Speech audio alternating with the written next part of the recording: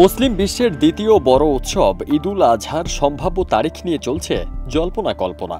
Saudi আরব সহ আরব দেশগুলোতে ২৭ মে আকাশে জিলহজ মাসের চাঁদ দেখা গেলে আগামী ৬ জুন পালিত হবে পবিত্র ঈদুল আজহা, আর ৫ জুন হবে হজের মূল দিন অর্থাৎ আরাফাত দিবস।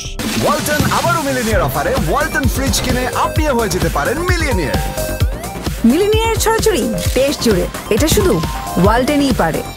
সৌদি সুপ্রিম কোর্ট দেশটির নাগরিকদের ২৭ মে সন্ধ্যায় আকাশে চাঁদ দেখার আহ্বান জানিয়েছে। চাঁদ দেখা যাওয়ার ওপর নির্ভর করবে হজ ও ঈদের তারিখ। সংযুক্ত আরব আমিরাতেও একই দিনে চাঁদ দেখার আহ্বান জানানো হয়েছে। দেশটির ফাতোয়া কাউন্সিল ২৭ মে সন্ধ্যায় আবুধাবির শেখ জায়েদ গ্র্যান্ড মসজিদে বৈঠকে বসবে। সেখানে ধর্মীয় ও জ্যোতির্বিদ বিশেষজ্ঞরা চাঁদ দেখার সম্ভাব্যতা বিশ্লেষণ করবেন। সাধারণত সৌদি আরবে ঈদ উদযাপনের পরদিন বাংলাদেশ সহ দক্ষিণ এশিয়ার অনেক দেশে ঈদ পালিত হয়। বাংলাদেশে ঈদুল আজহার তারিখ ঘোষণা করা হবে ২৮ মে। পবিত্র ঈদুল আজহা মুসলমানদের আত্মত্যাগ, ত্যাগের আদর্শ এবং আল্লাহর প্রতি আনুগত্য প্রকাশের মহান প্রতীক। এদিন কোরবানি, নামাজ ও দান খয়রাতের মাধ্যমে ঈদ উদযাপন করা হয়।